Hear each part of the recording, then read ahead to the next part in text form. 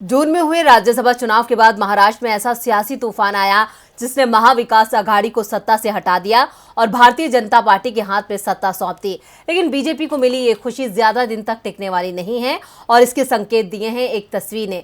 क्या है उस तस्वीर में और क्या है इसके मायने, देखते हैं ये रिपोर्ट। महाराष्ट्र में अब नई सरकार है जो भारतीय जनता पार्टी और एकनाथ शिंदे की मिलीजुली सरकार है। सत्ता सुख पाने के लिए ये दोनों साथ तो आ गए, लेकिन अब कब तक साथ रहेंगे ये बड़ा सवाल है, क्योंकि नई सरकार ने जब से सत्ता संभाली है तभी से बीजेपी और शिंदे गुट के बीच मनमुटाव की खबरें आ रही हैं। दोनों के बीच तल्खियां देखने को मिल रही हैं, कभी मंत्री पद को लेकर तो कभी विभागों को लेकर तो कभी विभागों के आवंटित बजट को लेकर बीजेपी और शिंदे गुट में नाराजगी देखने को मिल रही है।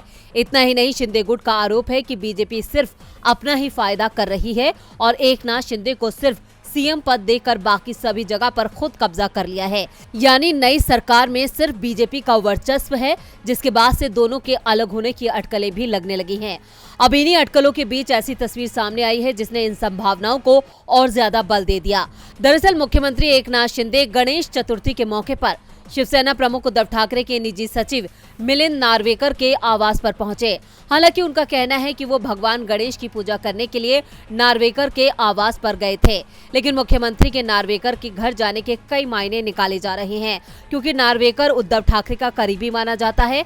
दरअसल इस मुलाकात ने हलचल इसलिए मचा दी क्योंकि अब शिंदे ने बागी विधायकों के साथ मिलकर उद्धव के खिलाफ बगावती तेवर दिखाए थे। उस दौरान नार्वेकर ने शिंदे से मिलने की कोशिश की थी, लेकिन शिंदे ने मिलने का समय नहीं दिया था।